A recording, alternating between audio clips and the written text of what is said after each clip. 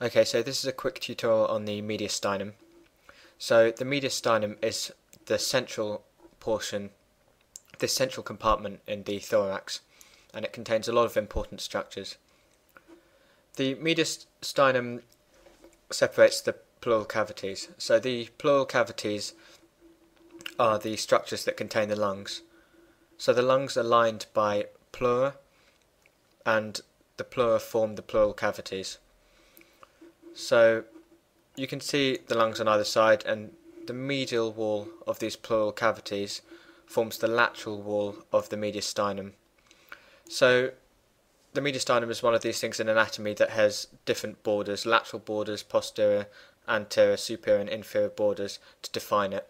So the lateral borders of the mediastinum are made up by the medial aspect of the pleural cavities. Inferiorly, you have the diaphragm, which forms the inferior boundary of the mediastinum. Superiorly, you have the mediastinum is bounded by the superior thoracic aperture, or the thoracic inlet. And the thoracic inlet is sort of this bony ring formed by the first rib articulating with the first thoracic vertebra posteriorly. Can't quite see it, it's just the first thoracic vertebra at the back,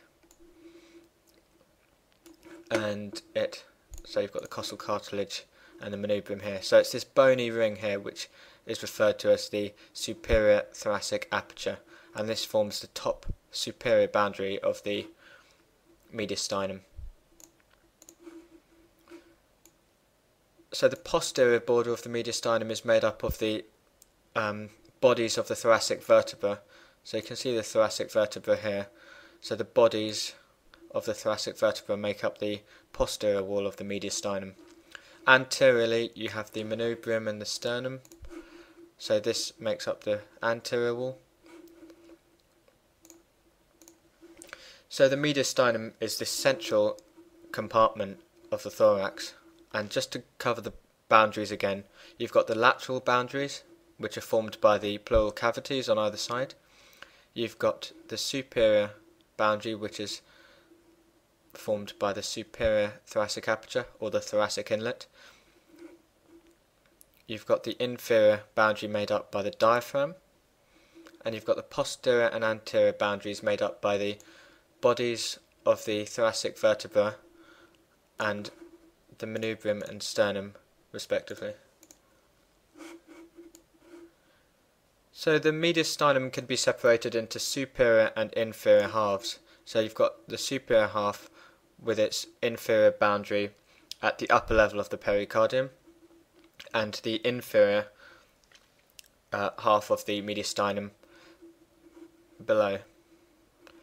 So the inferior half can actually be divided into three compartments. You've got the anterior, middle and posterior mediastinum.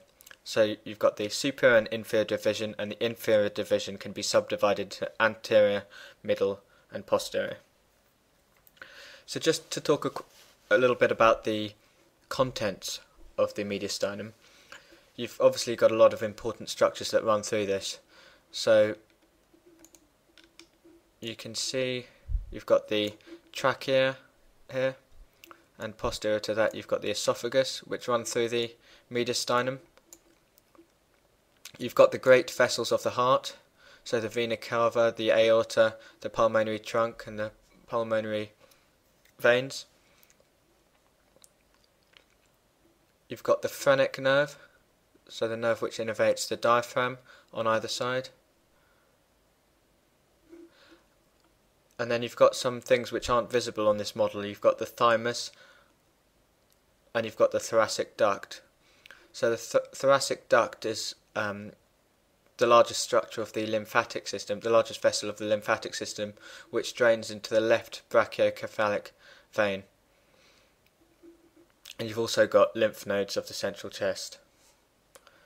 So obviously you've got the heart, you've got the great vessels of the heart, the esophagus, the trachea, the phrenic nerves, the thoracic duct, the thymus, and you've got lymph nodes of the central chest. So that's the mediastinum.